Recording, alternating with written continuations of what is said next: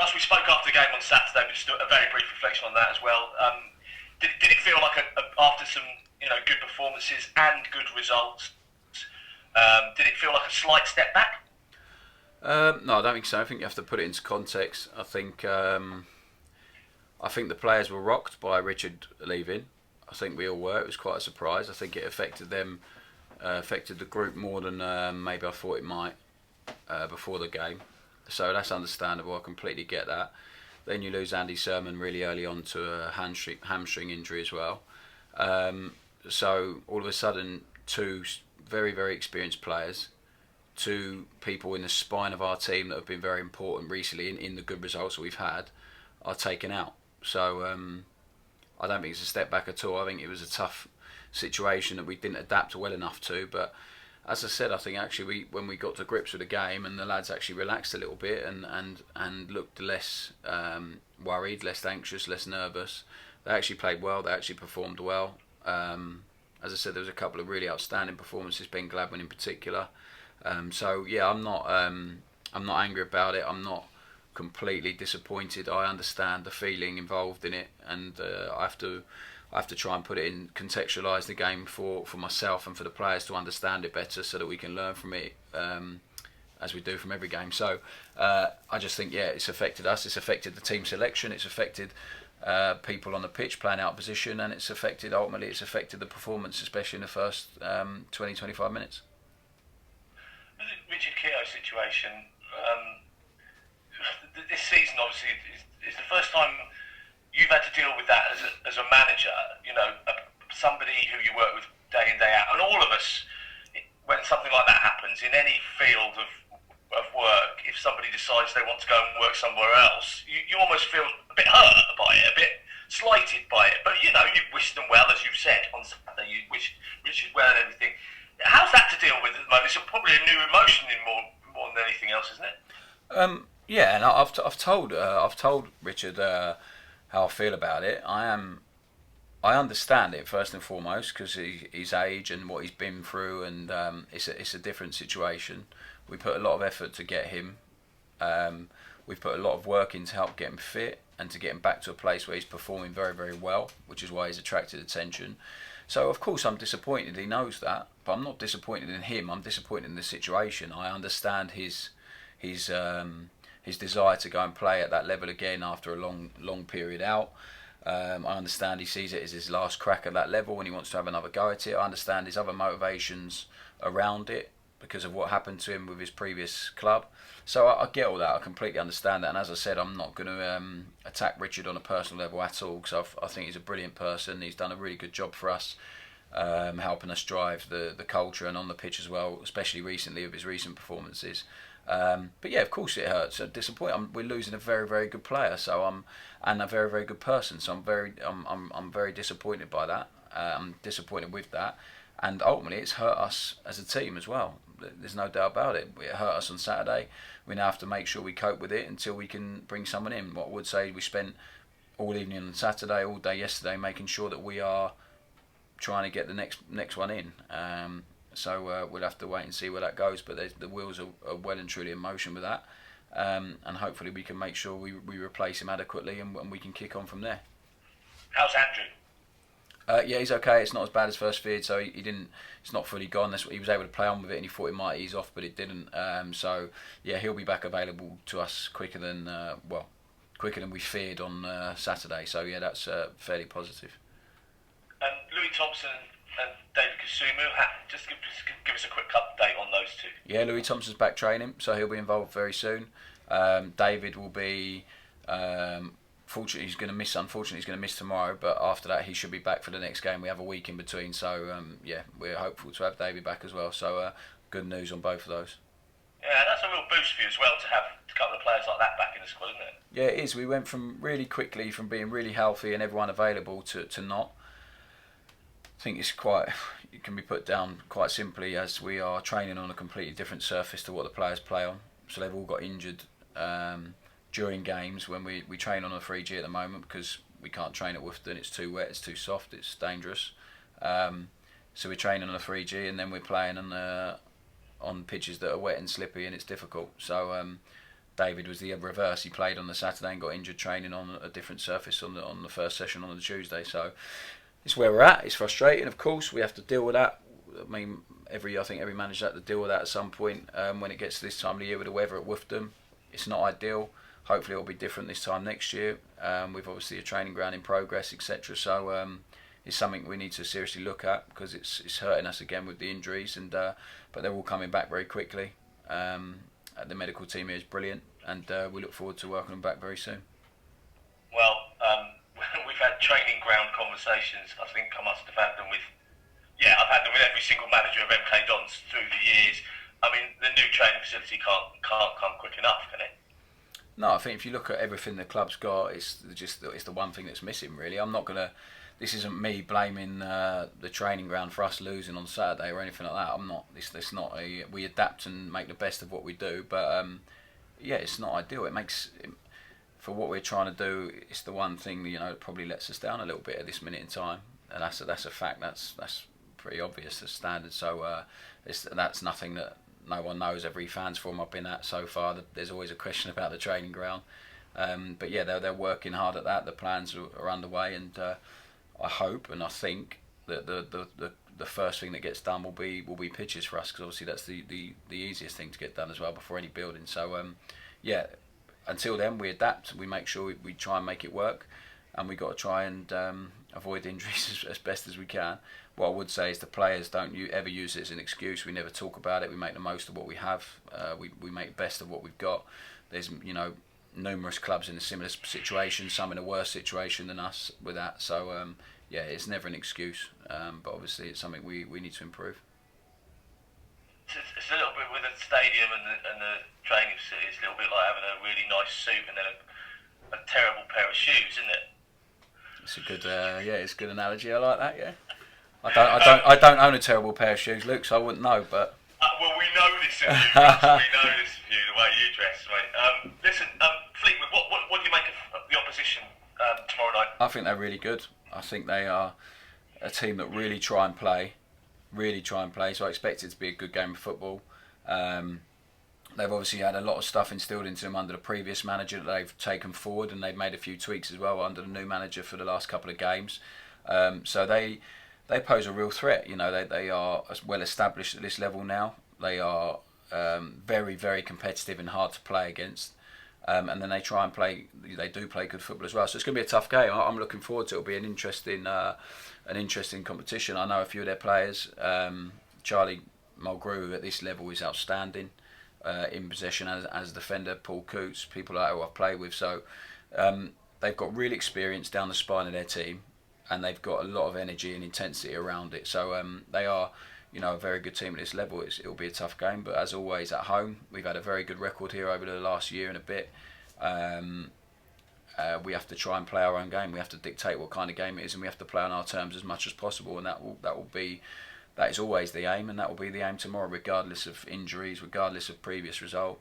Let's go out there and try and be us and bring our own game. And if we do that at home on the whole, it's been really positive. Back-to-back home games. Nice to be back at home for a few weeks. Yeah, it's been a while, hasn't it? So yeah, I'm looking forward to that. I think the players are as well.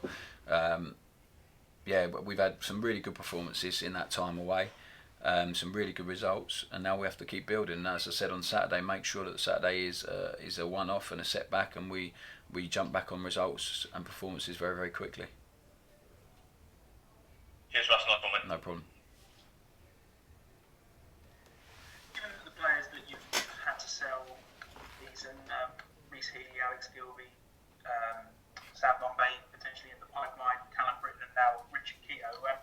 How tough is it to turn down players when they ask to go and play at a higher level? Because ultimately that's what we're doing. Well, perhaps Gilby aside, but when these guys come in and say they want to step up and play at the next level, how tough is it for you to say no to them? Firstly, I think I'm always honest with the players that it's not a conversation until the deal is right for the club financially. But I understand it. I obviously I've only recently retired from playing.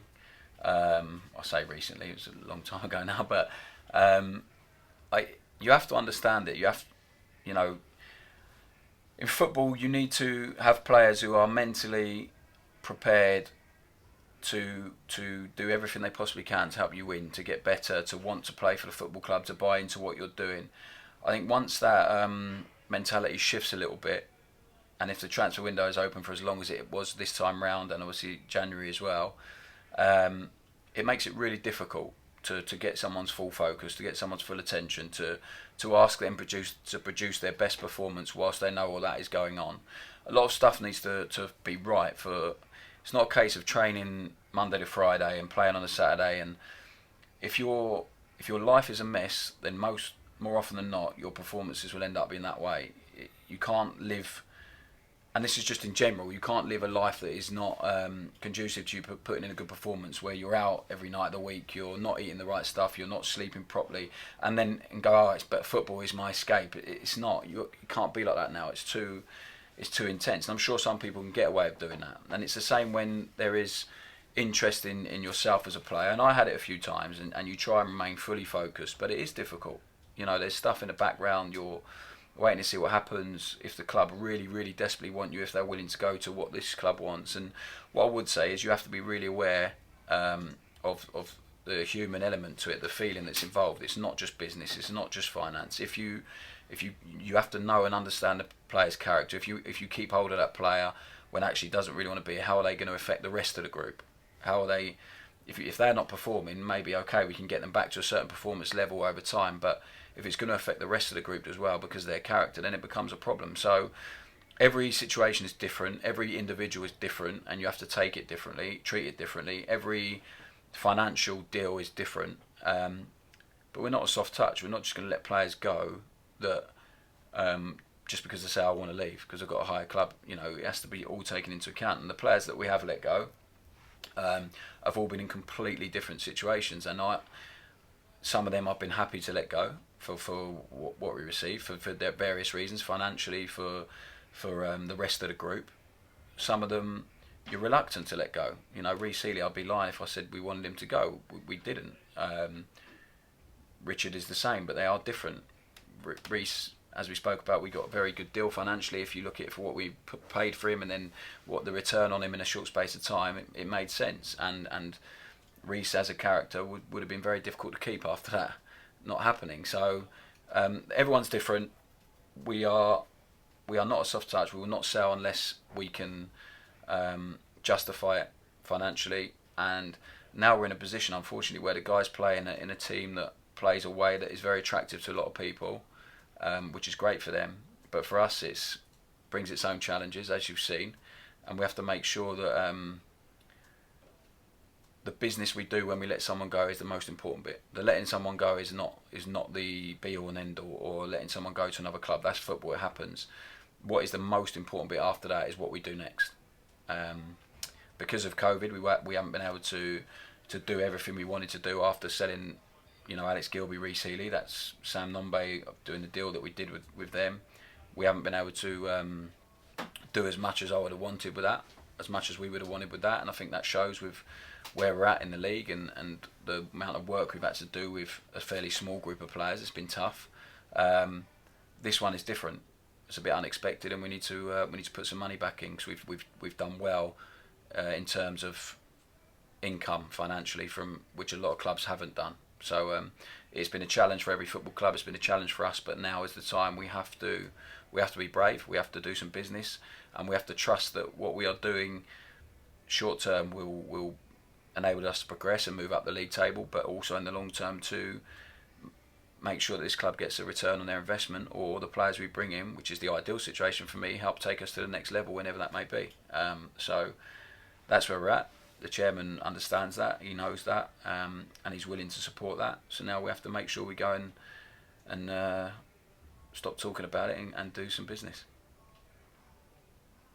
On that topic then, given that there's not a lot of money floating about, or certainly coming into football clubs at the moment, how has that affected the transfer market? Do you think prices are going down, or are prices going up for players?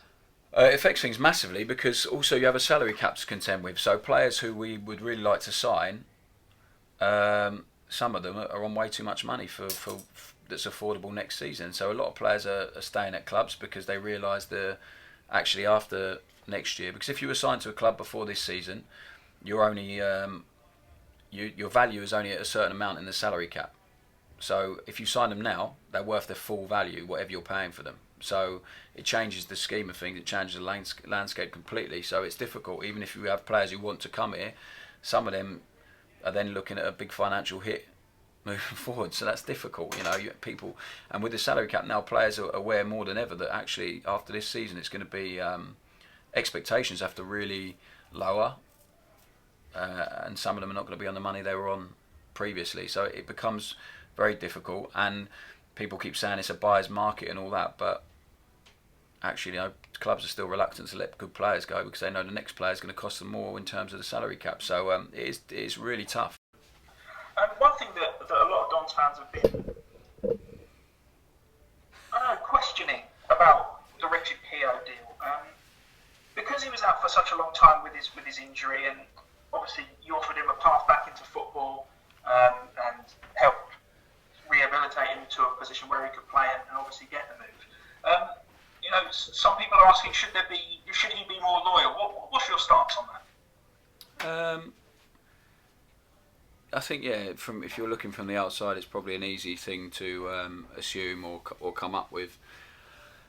I guess it's a really difficult one because I've thought about it and thought obviously I'm not too dissimilar in terms of age to Richard and where I was at when. It's a really tough one. He was really invested in what we were doing and really bought into what we were doing, which I thought maybe would have given us more chance to keep him here despite that. But he made the decision, and then the club as I said to you on Saturday, actually got.